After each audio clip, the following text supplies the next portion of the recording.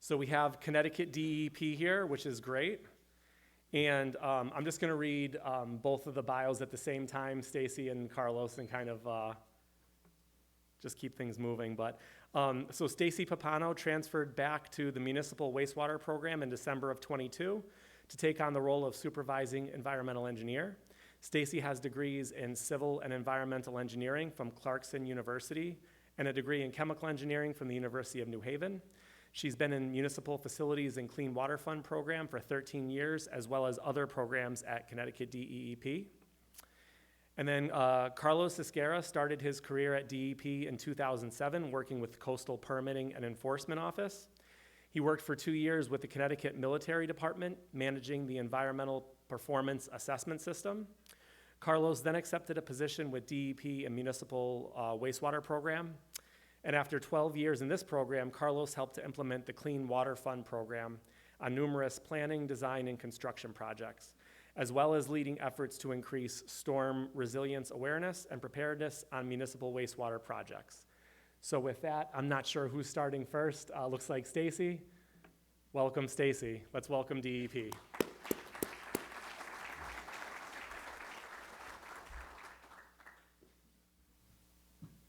Good morning, everyone. Happy to be here again.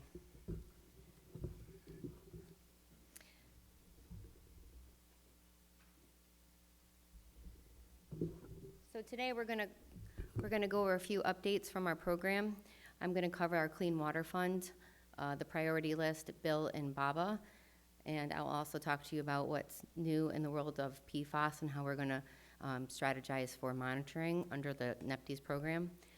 And then Carlos will talk to you about our nitrogen exchange program and what's new with the NEPTES permit program and our new e-reporting things that we have implemented. So let's get started. Under the Clean Water Fund, as you all know, we got funding from our state and federal government. So this year, we're in fiscal year 24 for both the state and federal cycles.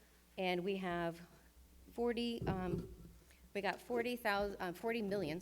million from state obligation bonds, and we're hoping to get in fiscal year 25, 65 million for the obligation bonds.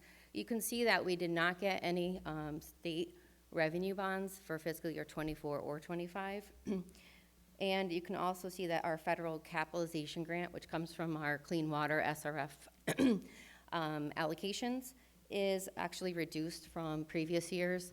It's about 9 million this year, and we're hoping for fiscal year 25 to be about 8 million, but we won't know that allocation until September, because that's when the next fiscal year for the federal government starts.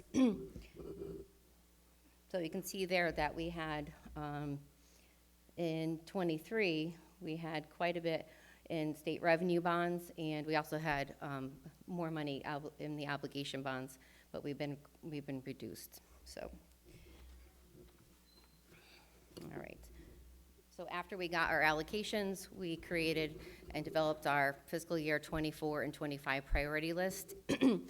We had our public hearing on February 7th of this a couple months ago. The comment period ended on February 23rd, 2024. From that public input, we did not have any significant changes to the priority list. There were no changes to the priority rating system or to the allocations of the funds or the projects that were listed to be funded. The next step is to make a final adoption of that fiscal year 24-25 priority list. That is in the very final stages, and we hope to have that up on the website and finalized by the end of this month. And as we know that in previous years, we have 2 ways to fund projects for wastewater infrastructure through that priority list, and the 2 ways is for fundable construction projects and then for set-aside reserves. So for the fiscal year 24-25, you can see here that we had quite a few projects that were carryovers from fiscal year 22 and 23, and total fundable construction projects for this next fiscal cycle is going to be about $487 million. And then for our set-asides, you'll see that the total there is about $393 million. We found from the call for projects that we did the previous year to develop the priority list that there was a lot of wastewater needs for collection system, I&I work, a lot of resiliency planning and construction type projects. So you'll see that those reserves were increased to accommodate those needs. And you can see that we have quite a bit of money in the I&I reserves, the pump station collection system, and our green components, which is based upon our EPA cross-cutters analysis, or checklist, rather.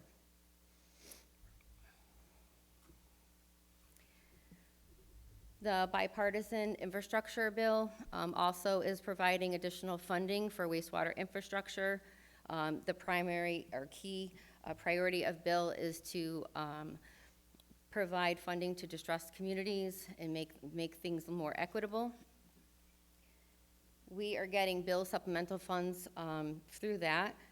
For fiscal year 24, it's about 27 million, and we don't know what we'll get for 25, but we're expecting anywhere from about 20 to 25 additional $1 million.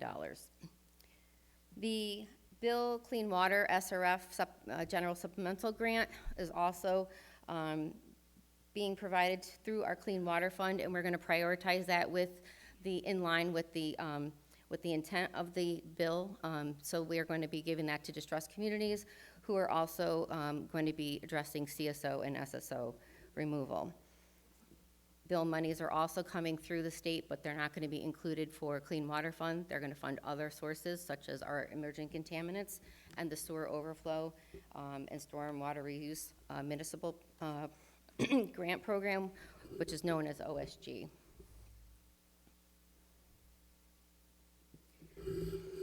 Now everyone knows about BABA, I hope by now. It was implemented in 2021, became effective in May 14th, 2022. This is the iron and steel program that is what we like to say has been a little bit more advanced. And it definitely has been something that's been talked about quite a bit in the last couple of years because of the impact to construction projects and planning, design, and then actual implementation of those projects and with the costs and the products that are going to be used. So when this first came out, there was a waiver that was issued that said that if you had started or initiated planning or design prior to this May date, that you would not have to implement BABA. You had a waiver. Well, now that has been sunset. So any projects that are now in design and construction are going to have to implement BABA. But what I would like to say to everyone is not to, get too nervous right now. We do have a plan in place for this priority list fiscal year 24-25. So those projects are not going to be affected by this sunset. However, any new projects that are underway right now in planning design, please reach out to us and talk to us individually about your project and the BABA applicability. Okay. The EPA is also providing additional waivers under the BABA program, and they are for product waivers and also for products that don't have a availability. So I listed here, I have a link. Hopefully this website will be available afterwards. I think they usually are. And you can click on that link and you'll have a whole list of what has been given out by EPA as their waivers. And as always, our office will provide information updates on any new implementations or new information we get for BABA to our regulated community. Moving on to PFAS. Everyone, I think we've talked about PFAS the last few times we were here, so I'm not going to go into too much about why PFAS now is being regulated or why it's being implemented. I think we're all aware of that. In December of 2022, we did get guidance from EPA that said that we had to start monitoring the influent, effluent, and sludge for our POTWs. So what we're going to do is we're going to be doing a general permit. And so let me talk to you a little bit about where we are with that. We do have a plan of implementing that general permit by the end of this year. We are still drafting it. It should be ready in a few months. And then at that point, we are going to be engaging our stakeholders. So we're going to have public comment and public input. We'll have the various meetings to get input from anyone who would like to provide comments to us, and then we will finalize that document. What we're thinking is we're doing monitoring, not as recommended in the memo that says 4 times every quarter or 4 times a year, but we're thinking about doing it twice a year, perhaps looking at maybe during nutrient removal season and then a non-season or something to that effect. And we still will be asking you to do, though, the sampling for the influent, the effluent, and the sludge. We will think about a phased approach. We do know that this is a costly endeavor and that we want to make sure that our permittees have the ability to plan and budget for this additional monitoring. So it will be a phased approach. And this also plays into making sure that we have the test methods and the labs to do this monitoring. So nothing will be in place until all those parts are together. So EPA has approved the following PFAS methods. I think we've talked about these before too. Method 1633, which has all 40 parameters, or covers 40 parameters, and it has many media matrices. And then method 1621, which is the absorbable organic fluoride, which also can detect the PFAS in pesticides and pharmaceuticals. And the last thing that we are trying to determine what to do under this program is how we're going to collect the data and manage the data.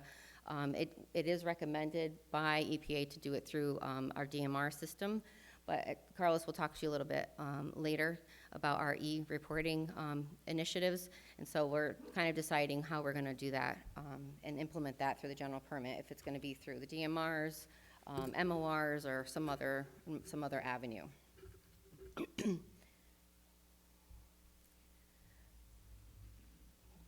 A little update on our test methods and what's happening in state. So EPA did approve in January of 2024 test method 1633 for the monitoring of the PFAS under the Clean Water Act, which is important because the Clean Water Act is what's our governing body and which initiated the creation of our NEPDES permit program.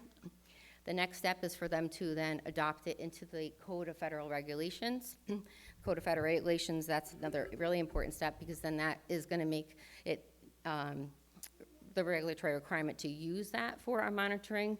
The Code of Federal Regulations, as many of you are already aware of, that's what is the governing body that created or dictates what we do under the NEPDES program.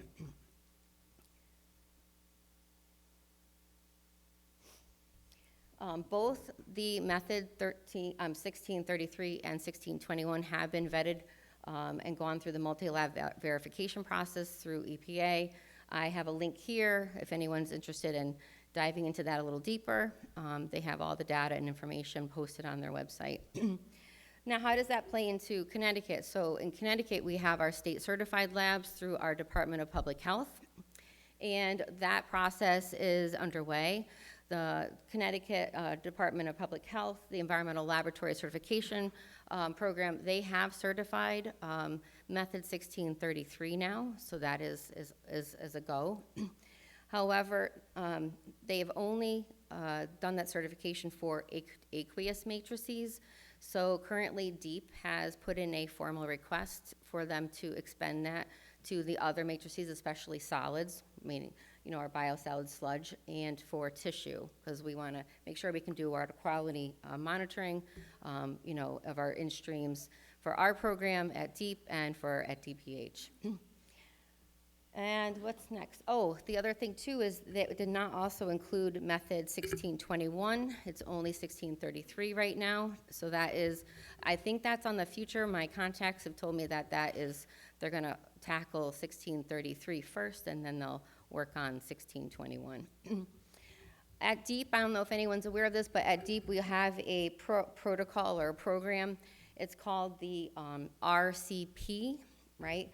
And in that program, what they do is they do a QA/QC kind of guidance or requirement for any lab that is going to be submitting analytical data to DEEP. So that's underway also for this test method 1633, as well as looking at the MDL.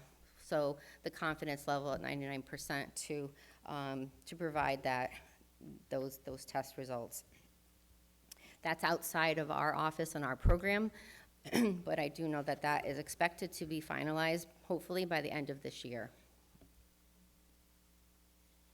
If anyone's interested in that program or contacts, I have the link here as well on the slide. And then what's new for us? So we do have a program coordinator at DEEP who is keeping ahead of things in the PFAS world. They have updates. We have a work group. All of the programs that are impacted or have to start monitoring or looking at PFAS in the regulatory programs are part of that work group. Carlos and I are part of that work group. We also are looking at coordinating more with our partners at DEEP for our pre-treatment program for source reduction. They have also implemented into their permit programs the requirement for all industrial permittees to submit work plans and to monitor and sample for PFAS in their discharges under that program. And that's been underway for a few years now. And lastly, we're looking at technologies, learning more about that, and we're looking at our partners at Aqua and NUIPIC for help on what's happening in other states so we can keep apprised of what's going on in the industry. We have a contact person, Megan Lally. She is our DEEP coordinator for all things PFAS. So any questions, concerns, I know in previous presentations I had questions about fire foam and who do we contact about getting funding for that. Megan Lally will be your contact, and the email address is deep.pfas@ct.gov. And with that, I'm going to turn over to Carlos. All right, switching gears to the nitrogen trading program. Basically, this has been a very successful program in Connecticut since we basically implemented the general permit in the year 2002. As we can see on the graph there, there's been a nice steady decline in the nitrogen loading to Long Island Sound since basically the year 2002. It's indicated by that blue line. 2014, when the waste load allocation was fixed for 9,162 pounds, equalized pounds, basically for the last 7 years, the loadings on an annual basis have been most of the time below that TMDL waste load allocation. I think 7 years out of the 9 years have been below it. 2023 was a tough year because, I mean, we got 64 inches of rain in Connecticut. This is about 18 inches over the average that we see in Connecticut. So I think these are some of the challenges that we see right now is for operators basically kind of like dealing with those heavy downpours that basically are unforeseen or unexpected, right? So despite that, that it was a wet year last year, we met the loading, the 2014 TMDL waste load allocation with 7,196 equalized pounds. So that was still below the TMDL. We can see how December of last year was a very wet month, and we see that huge spike in the loading for December. But the average for the full year, we were still able to meet the waste load allocation goal. All right. So we had, in 2023, we had 3 project facilities that completed some form of nitrogen upgrade, Wallingford, Southington, and Torrington. And like I mentioned before, 7 out of the last 9 years since the year 2014, when the waste load allocation was fixed, we have been below that cap. So I think we've done reasonably well since 2014. All right. As far as the price for credit for 2023, I mean, the buyer's price is expected to see a slight decline. And the reason for that is, we have a large number of facilities that are finishing up paying off their loans right now, Clean Water Fund loans that most of you in the room should know that those are 20-year loans with the Clean Water Fund program.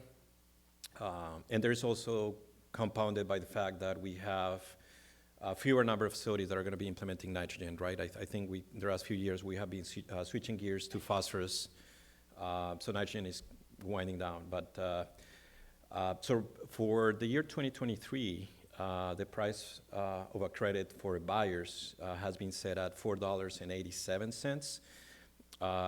There was a slight adjustment that we did recently. The original price was $4.86, which was 1 penny adjustment. And then the seller's price is going to be just under $1 for 2023.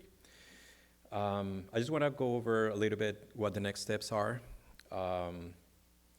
So basically, we're going to have to notify the Nitrogen Credit Advisory Board that we made a slight adjustment on the price per credit.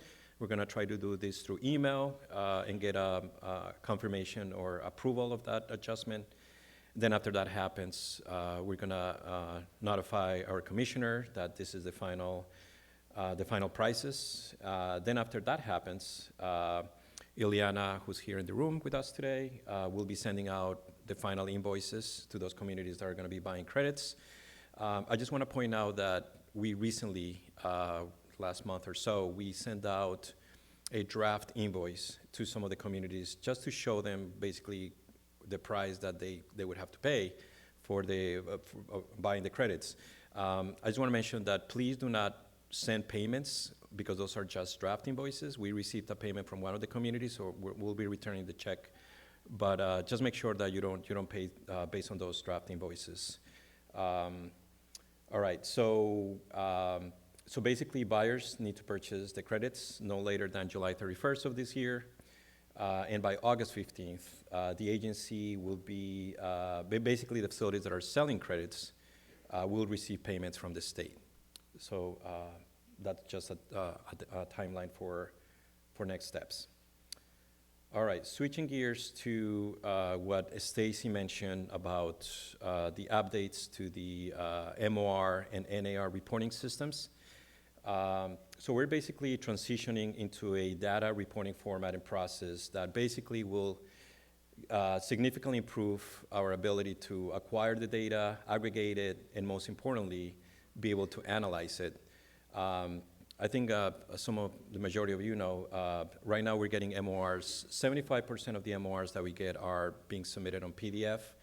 And I think this adjustment goes back to the pandemic, right? When obviously, we were sent home and we were not going in the office, so we had to implement this adjustment quickly. So we appreciate your assistance. We basically started receiving the MORs on PDFs. However, one of the limitations with PDFs is that we're not able to really aggregate the data and be able to run trends or analyze the data.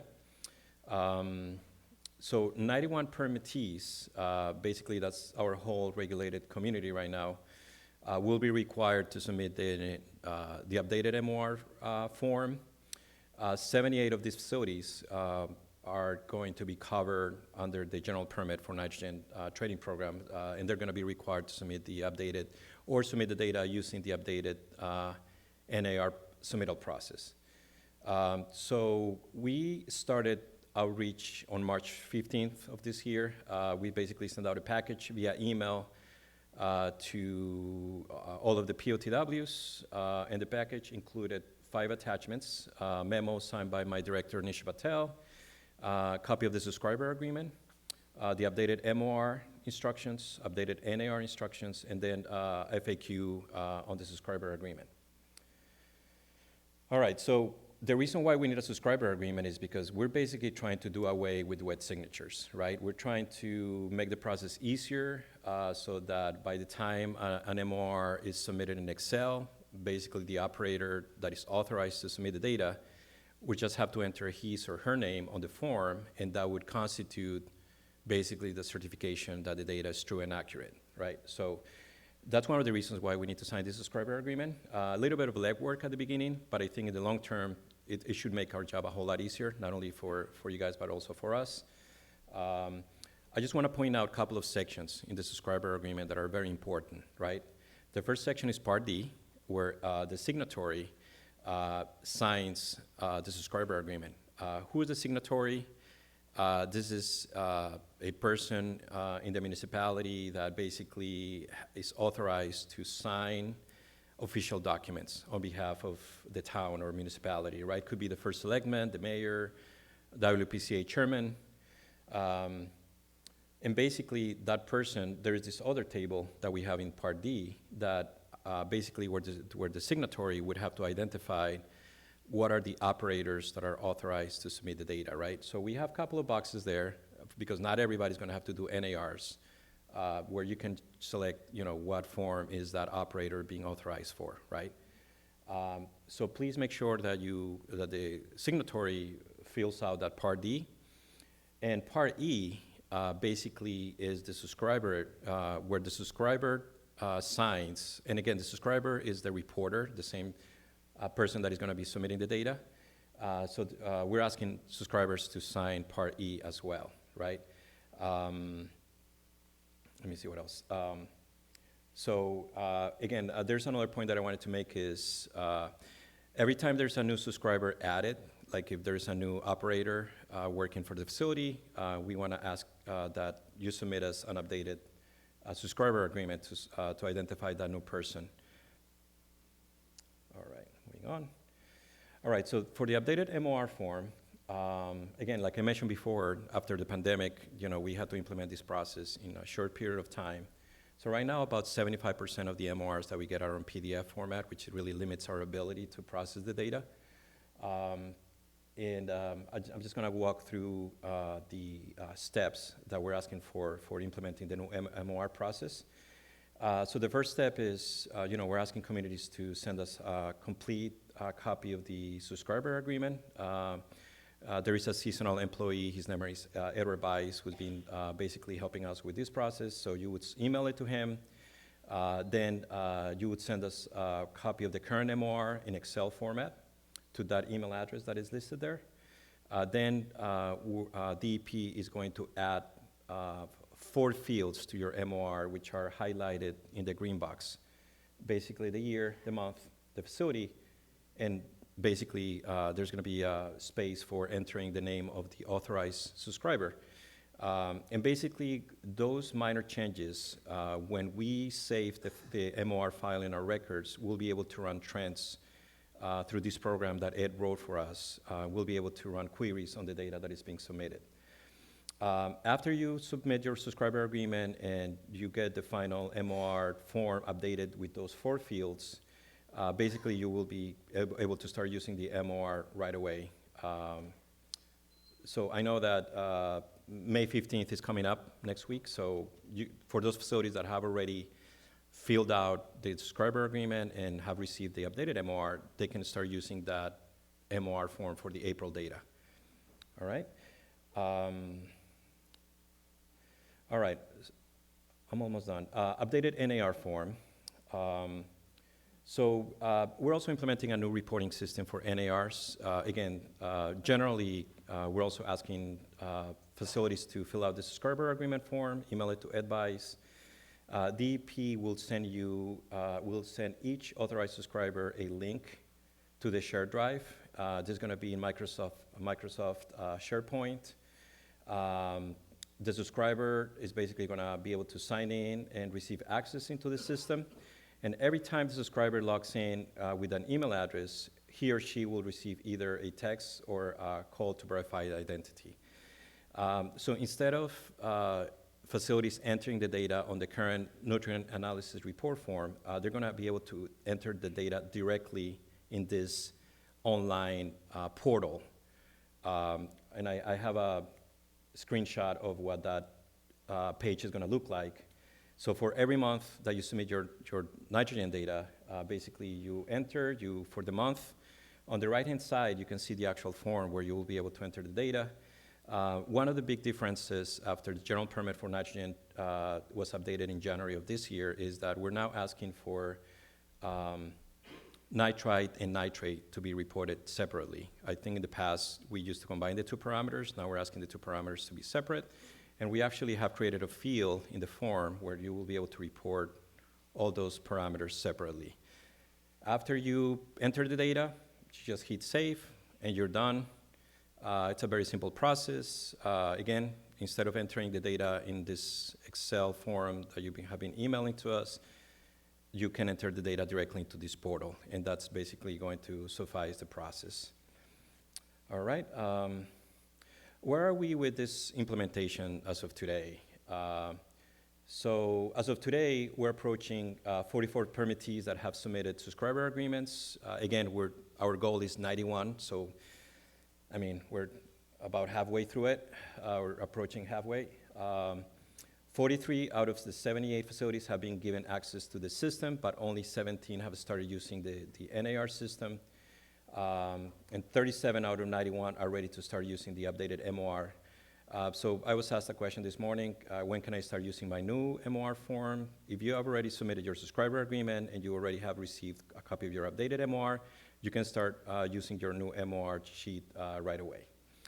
All right, there is a deadline of May 31st to have this process in place. So we ask those communities that have not yet submitted the subscriber agreement to please do it within the next few weeks. Again, I just have a reminder that the new general permit for nitrogen became effective January 1st of this year. Nitrate is going to be reported separately. For any questions regarding the NAR process, I have an email address there. And for MOR, moving forward, it's going to be Christopher Falk, who's here in the room today. And for any questions on the nitrogen general permit, you can contact Ileana Rafa, who's also here with us today. And that's all I got. Any questions?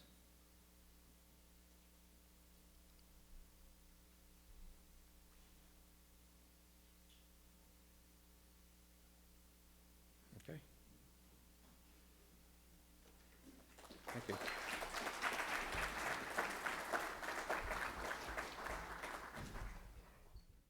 So I just forgot to mention that we're going to be holding training sessions on the MOR and NAR form. They're coming up May the 16th and the 21st. So there's an email that was sent out recently, and I apologize, I forgot to mention this is very important. If you have any questions on the NAR or MOR forms, we'll be doing demos during this training, and you can ask any questions and about the subscriber agreement as well. So May 16th and 21st.